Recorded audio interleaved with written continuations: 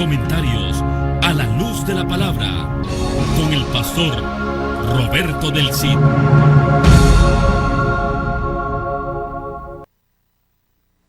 Bendiciones, muy buenas tardes. Les saludamos aquí desde Costa Rica y una vez más damos gracias a Dios por este hermoso privilegio que nos da Dios de poder compartir su palabra. Hoy tengo el honor de tener un invitado especial y es mi hermano Benildo Moratalla, un siervo de Dios muy especial para mí, que hace muchos años Dios me permitió que fuera mi padrino de bodas y bueno, es un gusto saludarlo y también ver que ya pasaron 40 años y seguimos firmes y adelante en el matrimonio. Y yo pues quiero presentarlo. Él va a compartir ahora con nosotros la palabra del Señor juntamente con su hija Nancy, van a estar. Así que yo, hermano Benildo, muy buenas tardes, que Dios me lo bendiga, y Nancy también.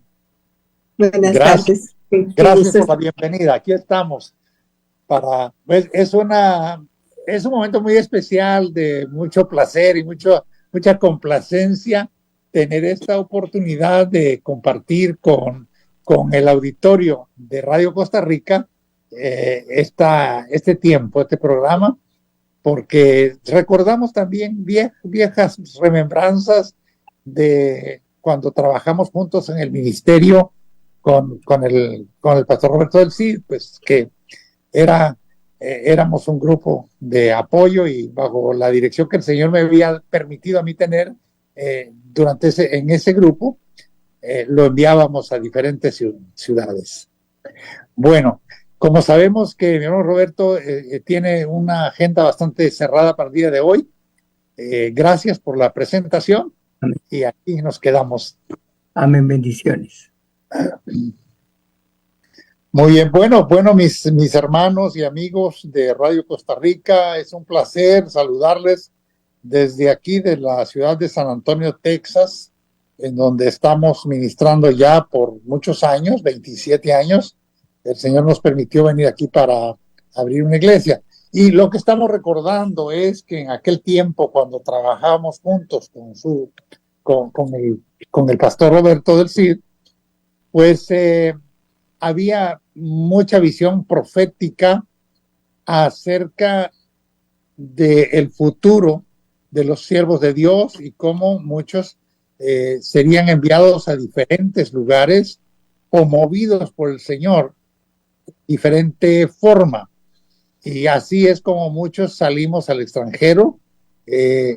Así, en el caso mío, pues en una forma independiente, y yo creo que no, Roberto, igual a Costa Rica, y así cada quien, y muchos otros a diversos lugares. Aquí en los Estados Unidos hay muchos siervos de Dios, pero los hay hasta en Sudamérica, en Perú y en otros países de Sudamérica también están los siervos de Dios, porque la iglesia Lima, a la que pertenecíamos en aquel tiempo, era un semillero donde fueron formados muchos ministros. Y en aquel tiempo el Señor me permitió a mí formar una escuela de obreros en la cual eran capacitados los siervos de Dios, y aparte de eso había un grupo cercano que salía a visitar alrededor de 600 iglesias en todo el país, de las cuales el pastor Roberto era uno de sus miembros. Tuvimos la oportunidad de compartir en muchas ocasiones, interactuar en algunas iglesias, en las visitas que hacíamos en la función de soporte, de fortalecimiento, le llamaba fortalecimiento misionero, fortalecimiento de iglesias.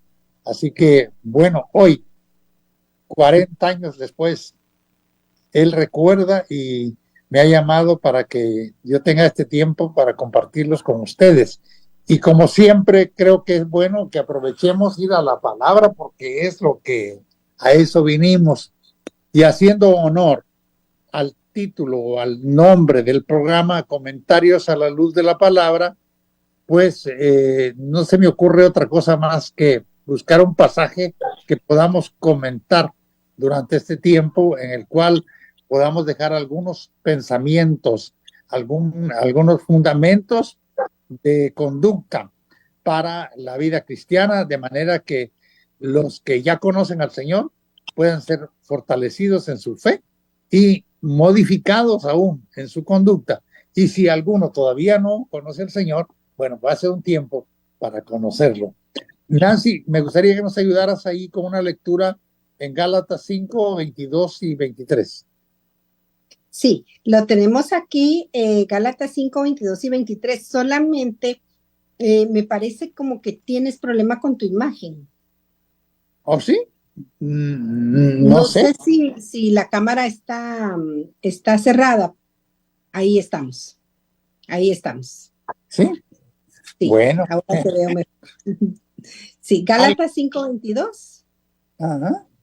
Sí, dice, Sí. mas el fruto del Espíritu es amor, gozo, paz, paciencia, benignidad, bondad, fe, mansedumbre, templanza. Contra tales cosas no hay ley. Ajá. Bueno, aquí la palabra de Dios nos está hablando de el fruto que el creyente debe dar, pero no es un producto que surja del corazón humano como una capacidad humana, sino es un fruto que el Espíritu Santo produce en nosotros. Entonces, es importante darnos cuenta que aquí el fruto que se describe no es producto del creyente, sino del Espíritu, que obra a través del cristiano que permanece unido al Señor.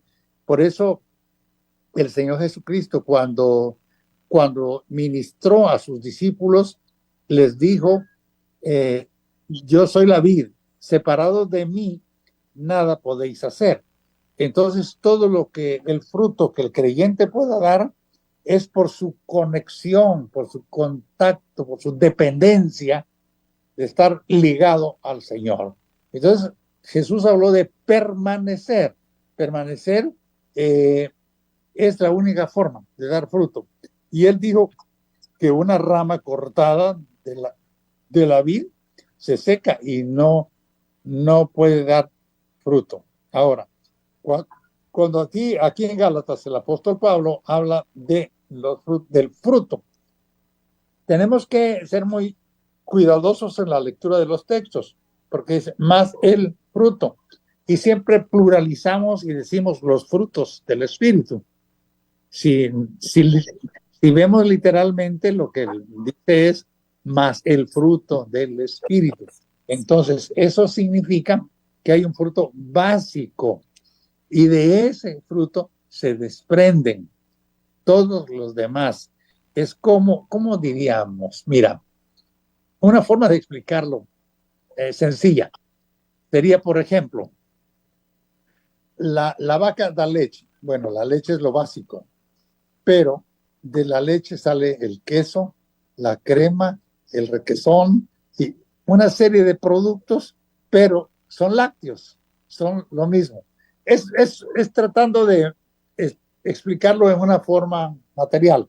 Entonces, cuando hablamos del fruto del Espíritu, el primer fruto que se menciona, o el fruto básico, digamos en este caso la leche, ¿verdad? Es el amor.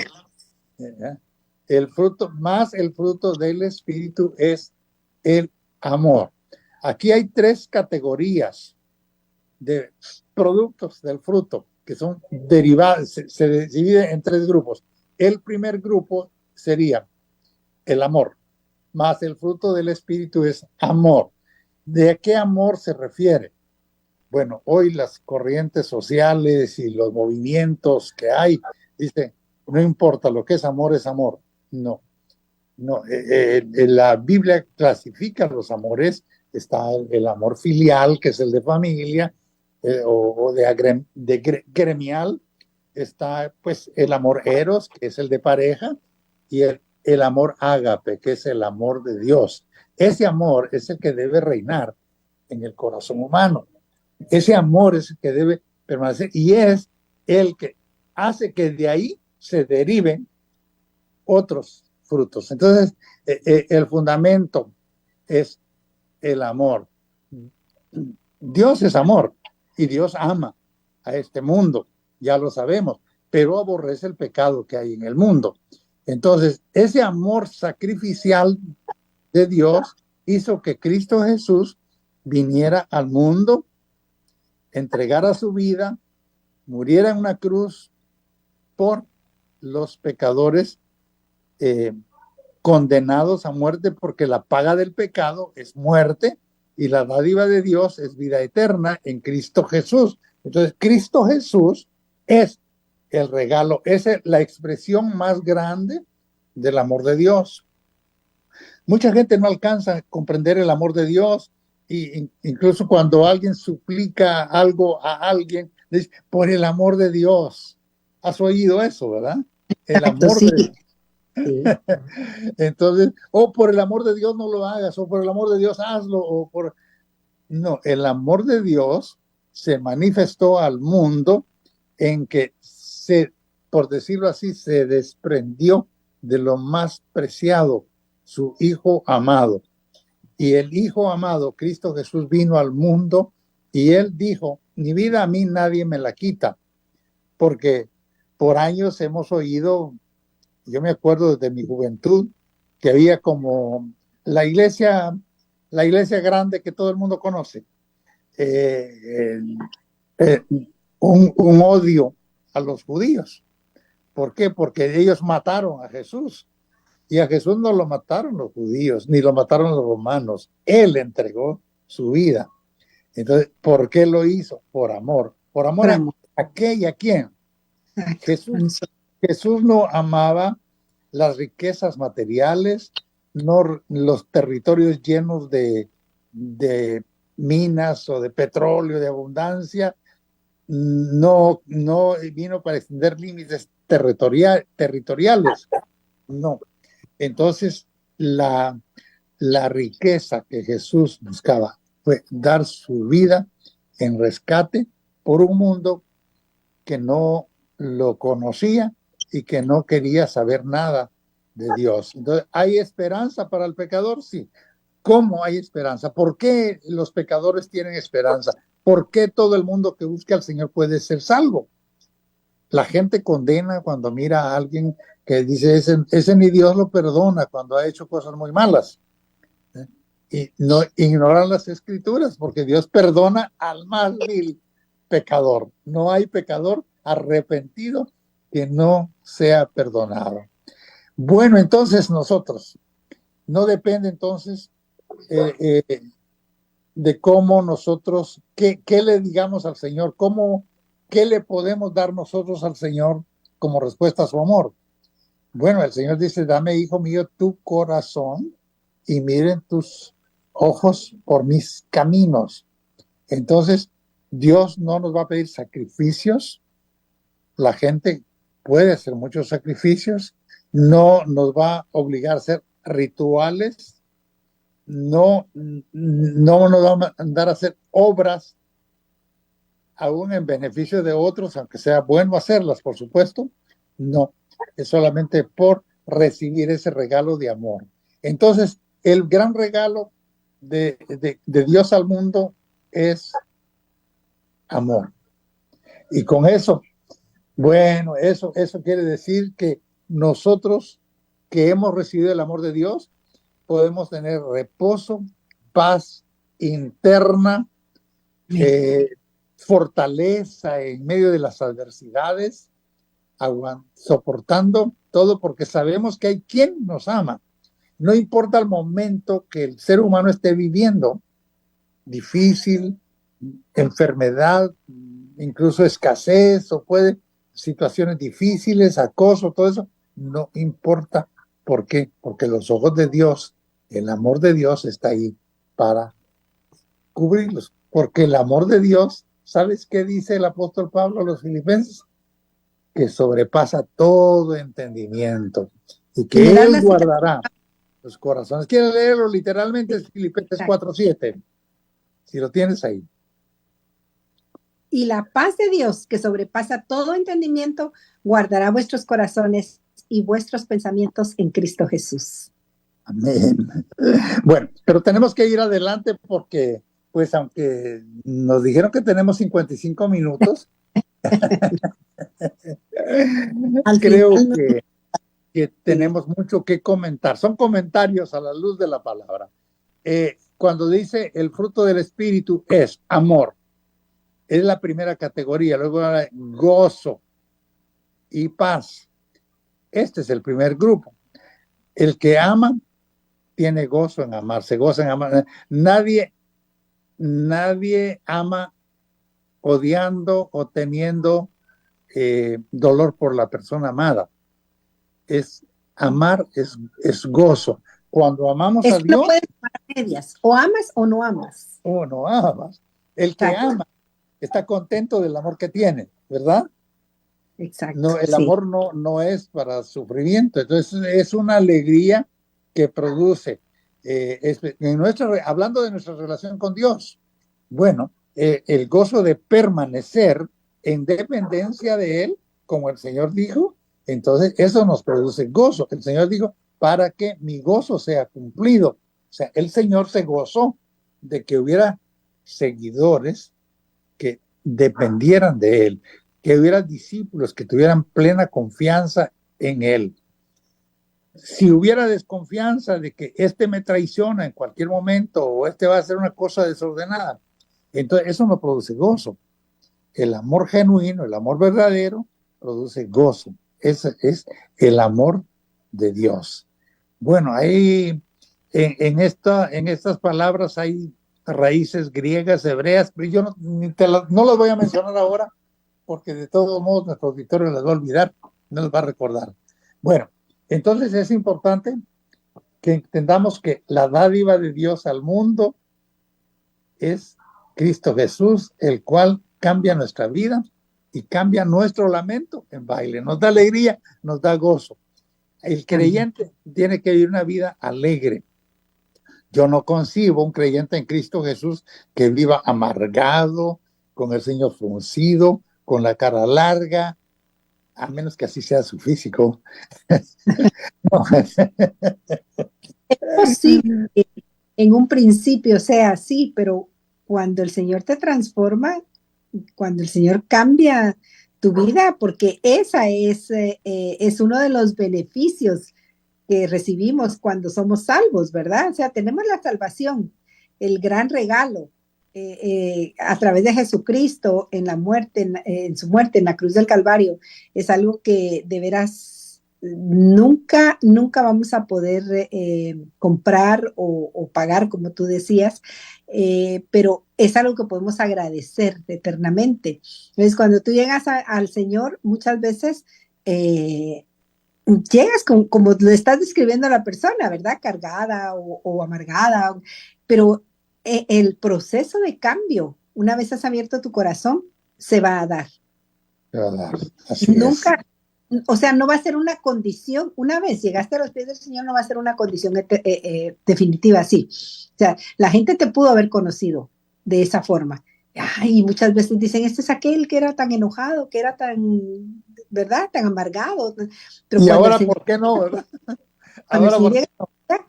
Y cambia, de verdad, como decías, cambia nuestro lamento en gozo, amén, en alegría. Bueno, entonces, hablando del primer grupo, del fruto del Espíritu, ya dijimos que amor, gozo, y hablemos ahora de paz. La paz. La paz también es una dádiva que el Señor Jesucristo nos ha dado. Y el que no tiene paz interna en su corazón es porque no ha rendido su vida al Señor. Porque el que se ha rendido al Señor tiene paz, ¿verdad? No, tiene paz con su alma, no anda con un ánimo de pleito con todo el mundo, ni con rencores, tiene paz. El Señor dijo que, bueno, en Juan, en el capítulo 14 de Juan, en el verso 27, es cuando Jesús les dijo a sus discípulos, mi paz les dejo, mi paz les doy. ¿Lo tienes ahí? Sí, 27 me dijiste, ¿verdad? 14:27. 14:27, estamos, dice la paz La paz os dejo, mi paz os doy. Yo no os la doy como el mundo la da. No se turbe vuestro corazón ni tenga miedo. Creéis en Dios, creed también en mí, les dijo el Señor. Mi paz les dejo, mi paz les doy, no como el mundo. Eso está indicando que es una paz diferente, ¿verdad? ¿Cuál es la paz del mundo? Bueno, cuando hay dificultades entre dos personas o entre un grupo y otro, dice, pinta tu raya y no pases para acá. O si no, hay que llevar la fiesta en paz. Pero es una condición nada más para no romper un límite, para no ir más allá, para no que haya como llevarse sin entrar en pleito, pero sin acuerdo. El Señor no dejó la paz así de ese mundo, Él no como este mundo. Mi paz les dejo, mi paz les doy, no como el mundo la da. ¿Qué quiere decir esto? Que nosotros podemos tener paz en medio de todas las circunstancias, que tenemos poder quietud espiritual en medio de cualquier situación. No importa las diversas situaciones que podamos vivir como creyentes. Hay un sentir de seguridad y de confianza. ¿Por qué? Porque dice que ¿qué es lo contrario de la paz? Bueno, va a ser el pleito, va a ser la ira, va a ser el temor. El que tiene miedo, el que tiene ira, el que tiene enojo, el que tiene malas intenciones, no va a tener paz. Porque para el impío no hay paz. La Biblia lo dice, no hay paz para el impío. Entonces, cuando tenemos a Cristo Jesús en el corazón, damos ese fruto, paz. Somos pacíficos, no pacifistas a la manera del mundo tampoco, porque en el mundo pues hay muchos pacifistas, pero a la manera de ellos, como por ejemplo ahora que hay conflicto en la guerra de Israel con Gaza. Bueno, los que tiran por el lado de Hamas dicen que haya paz, que haga la paz, que Israel ya no agreda, que Israel ya no pelee, que Israel para que haya paz. No, esa no es la paz que Dios da al creyente. La paz que el Señor da al creyente es algo establecido en el corazón.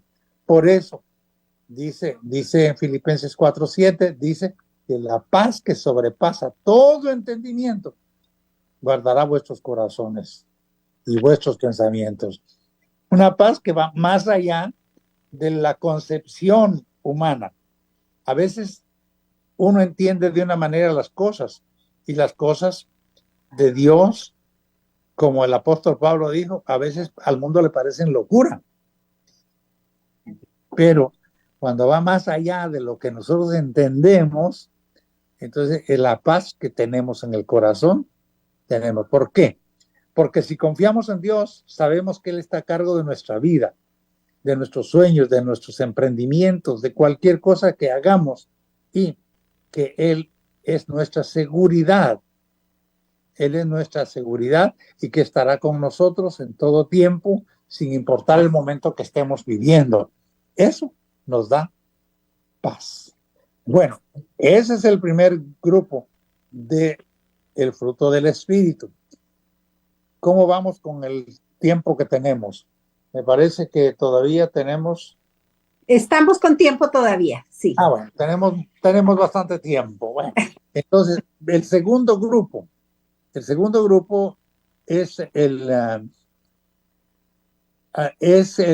de las virtudes enfocadas que se proyectan hacia nuestros semejantes. Como por ejemplo, ya dijimos, amor, gozo, paz. Y ahora tenemos paciencia. Eso está en el tercer grupo, paciencia. ¿Cuándo necesitamos paciencia? Esto es importante verlo, ¿verdad? Tiempo. Bueno, estamos fortalecidos en el amor de Dios, tenemos el amor de Dios, tenemos paz con Dios, tenemos alegría, estamos entonces, podemos esperar y confiar en Él. Desde niño oía yo decir, la paciencia es madre de la ciencia, porque los descubridores, los inventores y todo tratan una y otra vez y tienen paciencia. A veces la paciencia la ubicamos en nuestras relaciones con otras personas cuando una persona es difícil en el trato o molesta su conducta. Dice, me hace perder la paciencia, dice la gente, ¿no? Entonces, ¿qué significa paciencia? Bueno, la paciencia es una cualidad que nos ayuda a resistir las provocaciones. Si te provocan, si te quieren que reacciones violentamente, sea que busquen eso o que simplemente te quieran ofender, bueno, uno dice, hay que tener paciencia. Cuando hay espera de algo que quieres ver terminado o logrado y pasa el tiempo y no lo ves, mucha gente pierde la paciencia y abandona. Pero nosotros podemos ver algunos ejemplos bíblicos. Por ejemplo, Abraham. ¿Sabes cuántos años esperó Abraham la promesa de un hijo? No. Del hijo prometido. Pero en el camino, en la espera, ellos perdieron un poco de la paciencia. No perdieron la fe, pero sí perdieron un poco la paciencia. Sara, la esposa de Abraham, se inquietó y dijo, no, pues ya, yo ya estoy muy vieja y tú también, y necesitamos tener un hijo y yo creo que ya Dios se olvidó de la promesa que te hizo. Mejor ahí está mi sierva, el vientre de ella te va a servir para que me des un hijo a mí. Eso fue una pérdida de paciencia y de fe. De fe en el caso de Sara, aunque Abraham no había perdido la fe. Entonces, pero al perder la paciencia, hacemos cosas desacertadas que pueden desagradar a Dios y que tienen consecuencias negativas. Y el gran error que cometemos de querer darle una manita a Dios, ¿verdad? Que decimos, bueno, pues el Señor tal vez se olvidó o me dijo, pero no sé. Y entonces queremos hacer las cosas a nuestra forma, a nuestra manera de hacerlas. Y es donde cometemos esos errores que, como tú dices, luego tienen consecuencia. Sí, es lo que pasa, porque cuando uno abandona algo que ha empezado, ya que uno sabe que está buscando esa realización y lo echa por la borda, pues pierde todo. Por ejemplo, yo les doy el consejo a los estudiantes. Por ejemplo, un estudiante universitario que va a pasar 6 años en las aulas de la universidad, pero ya al tercer año dice, ay, ya no aguanto, mejor aquí abandono. Entonces, ya recorrió la mitad del camino. Y si abandona, va a regresar la mitad del camino y va a completar un tiempo como si hubiera llegado a la meta. Entonces, la paciencia va ligada al temple, a la fortaleza de ánimo, y Dios nos ha dado juntamente con Él la promesa de estar con nosotros, de darnos el temple de carácter para ver las realizaciones. Bueno, entonces tenemos que la paciencia nos fortalece, nos anima. Me gustaría que buscaras algunos textos ahí en Colosenses 1:11 y luego ahí mismo en Colosenses 3:12. Si tienes tu Biblia por ahí a la mano, ¿nos ayudas? Sí. Colosenses 1:11 y dice, fortalecidos con todo poder, conforme a la potencia de su gloria, para toda paciencia y longanimidad. Fortalecidos, dice, con todo poder, de acuerdo a la potencia.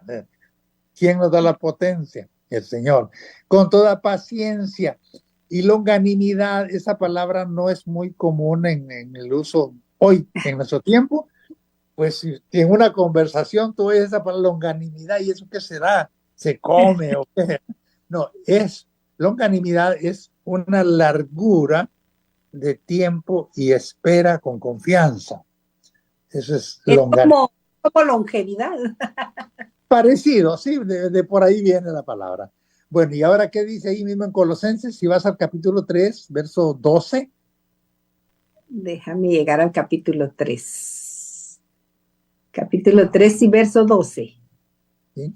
Dice, vestíos pues como escogidos de Dios, santos y amados, de entrañable misericordia, de benignidad, de humildad, de mansedumbre, de paciencia. Y si quieres leemos el 13 de una vez. A ver, léelo.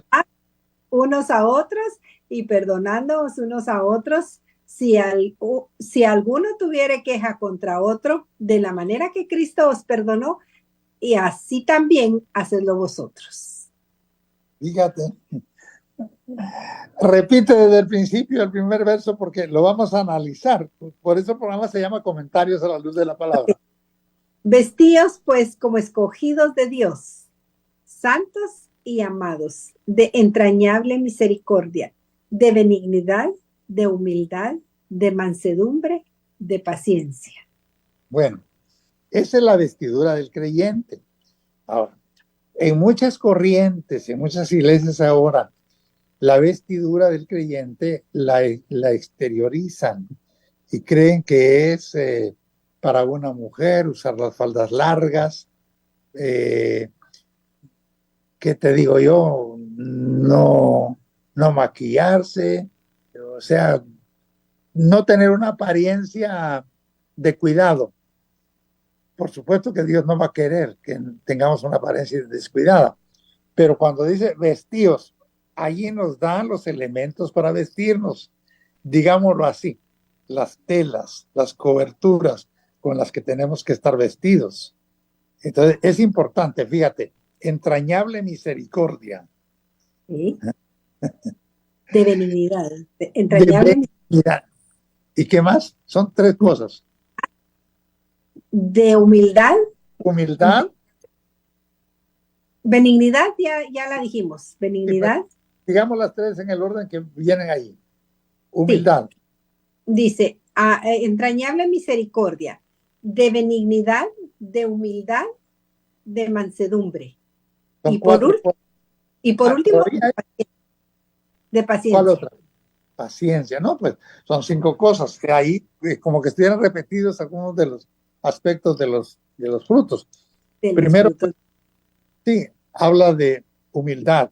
¿Verdad? Entrañable misericordia es ser uno sensible a las necesidades de otros cuando estos no pueden valerse por sí mismos. La misericordia no es, como te dijera yo, no es andar solo haciendo buenas obras, sino hasta cierto punto ser selectivo con la persona necesitada. Digo selectivo, porque si ves una necesidad, hay que atender esa necesidad, ¿verdad? ¿Cómo te lo podría explicar? Bueno, yo sé que tú lo entiendes, pero estamos tratando de ir más allá con todo nuestro auditorio. Dentro de todas las personas necesitadas, puede haber alguien que necesite más atención. Si estás alimentando una parvada de palomas con arroz, con grano, o sea, todas pican, todas comen, pero de repente cuando te acercas y todas vuelan, hay una que no puede volar, está lesionada, que tiene una patita mala, esa que necesita un cuidado especial. Bueno, entre los seres humanos, cuando hablamos de misericordia, sabemos que hay mucha gente que necesita ser ayudada, pero puede valerse de acuerdo a sus talentos, habilidades físicas o todo lo que tenga. Pero de repente hay alguna persona que no se puede valer por sí misma y que necesita el apoyo de otros. Esa es entrañable misericordia. Es como priorizar la necesidad. Eso es la misericordia. Entonces, explicamos eso así con tanto detalle porque es necesario que entendamos bien el concepto de lo que esa palabra dice. Luego nos habla de humildad, ¿verdad? Habla de humildad. Nos habla de benignidad, de humildad. Benignidad y humildad. Bueno, ¿qué es la benignidad? La benignidad es un sentimiento de amor, es una bondad extrema, ¿verdad? Porque pues dice, tú conoces a veces, la gente tiene conceptos de otra persona diciendo, es una persona bondadosa. Bondadosa porque es pródiga en el dar, porque queda bien con todo el mundo y es muy bondadosa porque hace favores y todo. Pero la benignidad se extiende más allá, es como permanente. Una cosa es hacerle un favor a alguien una vez y otra cosa es hacerle seguimiento. Eso ya es benignidad. Le hace seguimiento para ver cómo prospera, cómo se levanta, cómo llega al punto ideal en su recuperación. Bueno, benignidad. Humildad, pues ya sabemos que esa debe ser la conducta característica de todo cristiano. ¿Por qué? Porque es el ejemplo que tenemos en Cristo Jesús. Él dijo, aprended de mí, que soy manso y humilde de corazón. Entonces, no podemos concebir a un creyente soberbio, altanero, orgulloso. ¿Por qué? Porque, pues entonces, no está honrando a Dios, está honrando al otro. Aquí ya sabemos. No está vestido como hijo de Dios. ¿Quién es orgulloso? Pues es Satanás, ¿verdad? Él es orgulloso, altanero, y cuántos servidores de él actúan así. Bueno, entonces esa es la benignidad, es la benevolencia en acción. Esa es la benignidad. Es la misma que Dios ha mostrado con los hombres, benignidad, paciencia y benignidad. Ha tenido paciencia cuando, por ejemplo, en su relación con Israel, tenía paciencia cuando desordenaban, se volvían idólatras, rebeldes, tenía paciencia.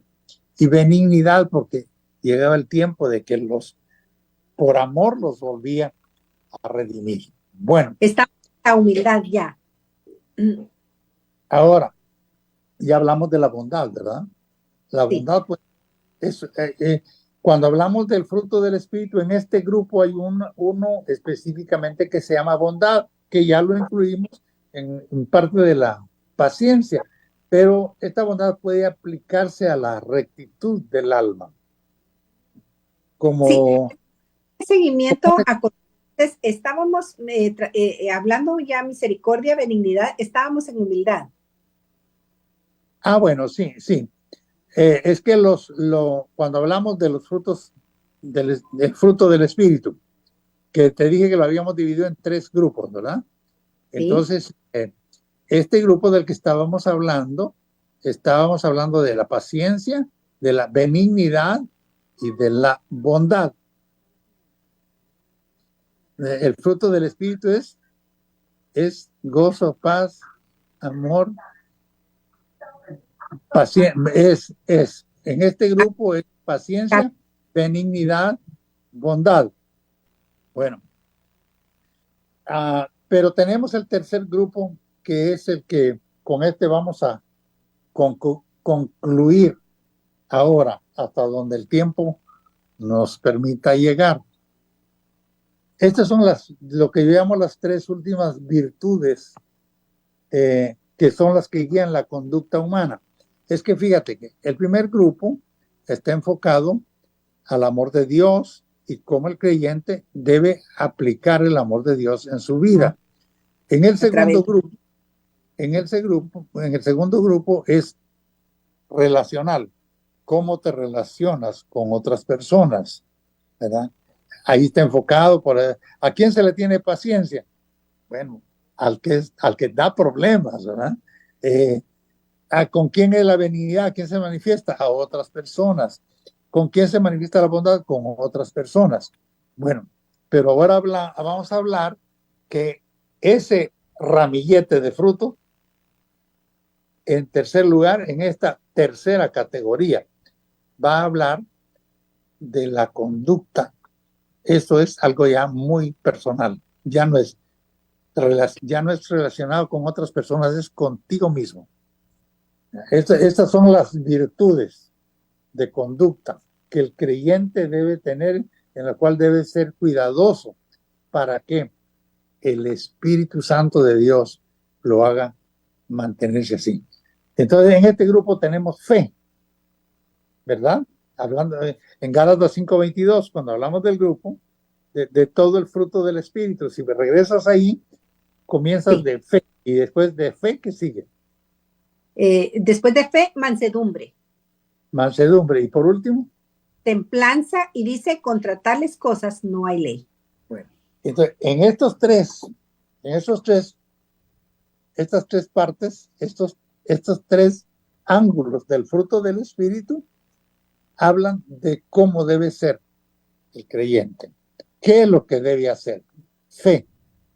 Bueno, un creyente que no tiene fe, pues no saben qué cree, porque el que cree tiene fe. En la nueva versión internacional, o me parece que es la versión Reina Valera del 95, habla de, compara la fe con la fidelidad. En algunos casos es lo mismo, pero ¿cómo haríamos la diferencia? Fe es lo que tienes para esperar cosas de parte de Dios. Fidelidad es tu permanencia en algo, siendo fiel, siendo leal en todo aquello que quieres, que agrada a Dios. Así es. Eso es Fidelidad. fidelidad. Entonces, esta es la cualidad, la fidelidad es la cualidad que hace a una persona digna de confianza. A una persona fiel se le confía, ¿no? Sí.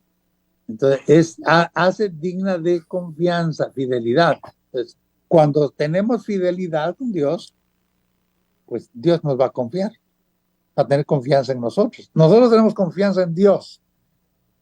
¿Podrá tener Dios confianza en nosotros? ¿Podrán otras personas tener confianza en nosotros?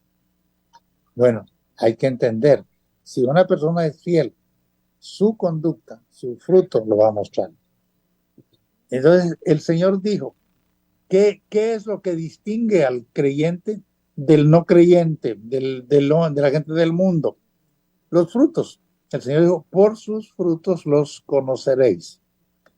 Y estos justamente son los frutos que el Espíritu Santo nos hace dar. ¿Para qué? Para identificarnos. Entonces, cuando estamos hablando de fidelidad, es somos la persona digna de confianza, en la que pueden otros depositar confianza en nosotros, en la que Dios mismo puede confiar. Mira, cuando buscamos personajes en los cuales Dios confió por fieles, yo encuentro un Caleb en el Antiguo Testamento que permaneció 40 años en el desierto creyendo que la tierra que Dios les había prometido era para ellos, y nunca ese pensamiento, ni esa idea, ni esa intención se apartó de su mente. Podemos ver a un Daniel en el foso de los leones cuando fue requerido o condenado, mejor dicho, a ir al foso de los leones junto con sus compañeros. Entonces, él dijo, no, yo tengo un Dios y solamente delante de él voy a adorar. Si un creyente cree que puede tener ayudantes para Dios para que lo salve, lo perdone, lo restaure, y le pide paralelamente a alguien que no sea el Señor, ¿qué está haciendo? Está dudando de que Dios es poderoso, de que Dios puede hacerlo, de que Dios puede ayudarlo.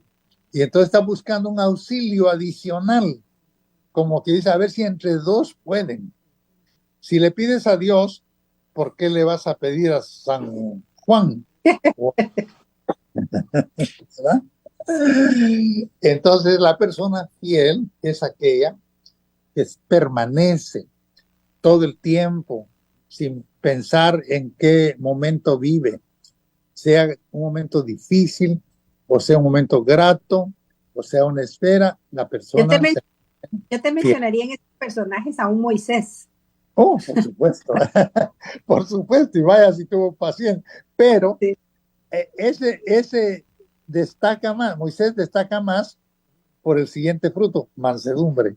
Mansedumbre, creo que los tenía todos porque yo muchas veces me he puesto a pensar qué decepción debe haber sentido Moisés bajar gozoso con las tablas de la ley y encontrar al pueblo adorando a la imagen que habían hecho. No, de veras, tuvo que tener mucha mansedumbre, mucha paciencia, mucha bondad, porque él hubiera dicho, ay Señor, si no, te los mando, como decimos hoy, si no te los llevas, te los mando, porque muchas veces uno en son de broma tiene esas expresiones, y de verdad creo que era un hombre admirable, definitivamente.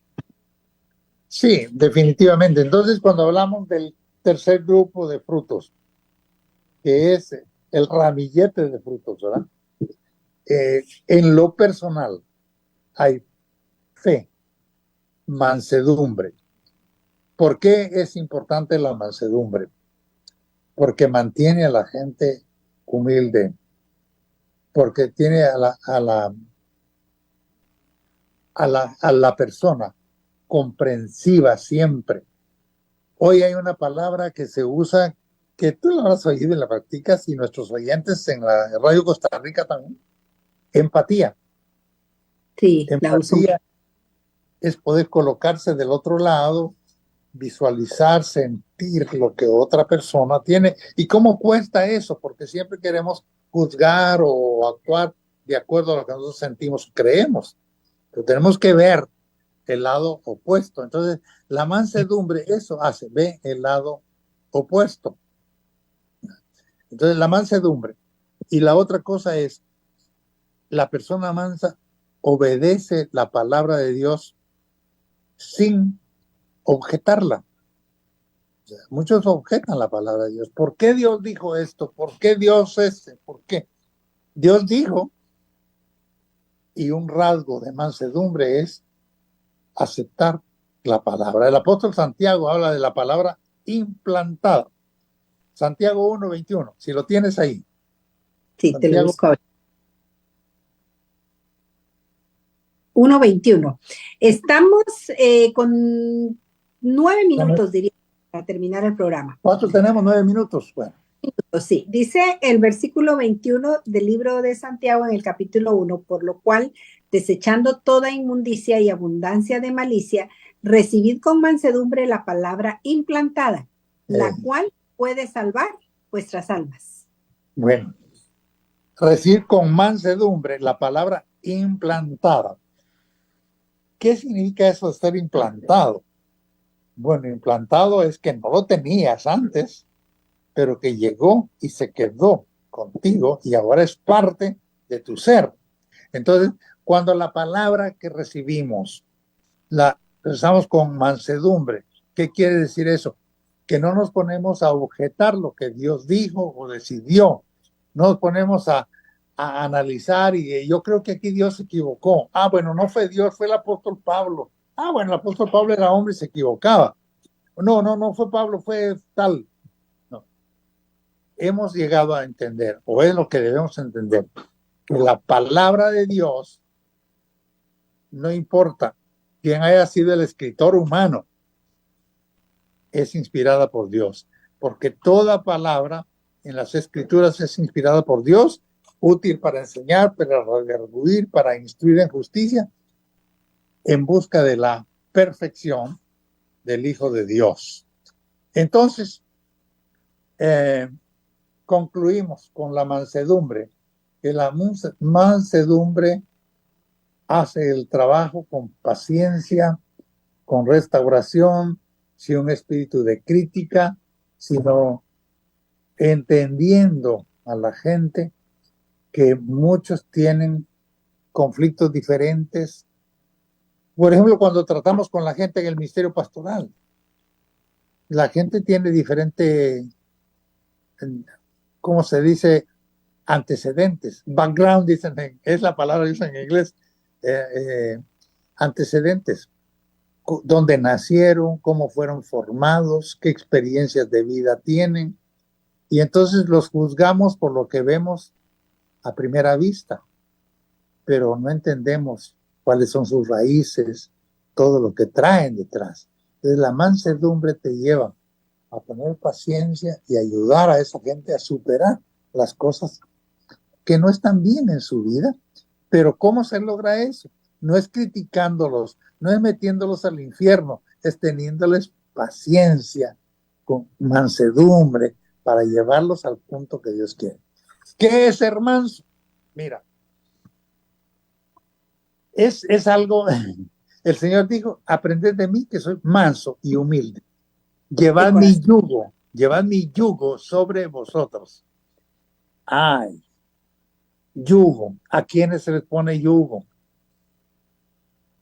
Bueno, en el Antiguo Testamento habla de Israel, el pueblo de Israel que tuvo yugo en Egipto, pero si lo vemos nosotros literalmente, por ejemplo, yo crecí en el campo, se amansaba los bueyes o los burros y se les ponía un yugo entre dos, y donde va un buey va el otro porque van atados por un yugo y solo obedecen lo que el amo, el que los dirige, les ordena. El camino por donde deben ir, la carga que deben llevar, eso es porque están mansos. Pero mientras no han sido mansos, fueron rebeldes, brincones y, bueno, sueltos. Cuando venimos a Cristo, la palabra de Dios, voy a usar este término que a muchos tal vez les parece raro, la palabra de Dios nos amansa. Entonces venimos a ser llenos de mansedumbre. Estamos ya en el límite del tiempo, ¿verdad? Y nos falta todavía el último, que es templanza. Bueno, vamos a analizar un poquito la templanza en los 2-3 minutos que nos quedan. Templanza es dominio propio. Eso es templanza. Ese mantener el control. Un equilibrio. Pero equilibrio, eso es la templanza, ¿ves? Es sin duda la relación principal que reprime o que domina los impulsos carnales. Entonces, cuando tenemos dominio propio, sabemos qué debemos hacer y qué no debemos hacer. Bueno, el tiempo corre. Tenemos que concluir de acuerdo a las instrucciones de su hermano Roberto. Gálatas 5:23 dice que los que quieren decir que son pero es el 24. Los que son de Cristo han crucificado la carne con sus pasiones y deseos. Bueno, ¿eso qué quiere decir?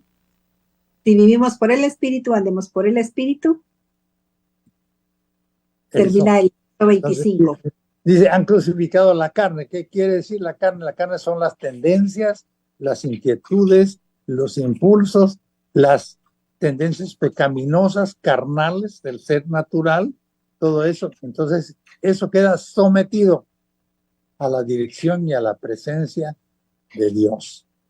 Así que, bueno, esa es la expresión práctica del fruto del Espíritu que el Señor nos hace dar.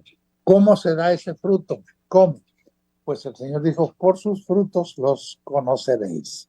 Entonces, ¿cómo se da? Con una entrega.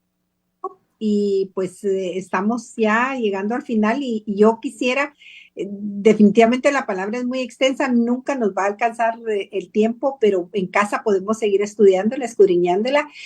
Por hoy me gustaría que pudiéramos despedirnos con una oración y poder darle gracias a Dios, ¿verdad? Por las personas que estuvieron conectadas. Sé que el Señor ministró y dio palabra en esta tarde y pues bendecir la vida de muchos. Vamos a robarle un minuto a la radio para orar. Padre, gracias te damos, Señor, por este tiempo. por el auditorio allá en Costa Rica, la Radio Costa Rica, y todos los que estén a través de Facebook. Señor, bendecimos el ministerio de nuestro hermano Roberto, bendecimos a los oyentes de la radio, el mismo equipo de trabajo de la radio, que sea bendecido. Señor, que tu Espíritu Santo trabaje con cada uno para hacerlos dar los verdaderos frutos de tu Espíritu Santo. Y tú llevarás honra y gloria en cada vida, en el nombre de Jesús. Amén. Amén. Hasta la próxima. Que Dios les bendiga a todos. Despedirnos y decirles que estuvimos muy bendecidos en este tiempo. Que el Señor les guarde siempre. Amén. Comentarios a la luz de la palabra con el pastor Roberto del Cid.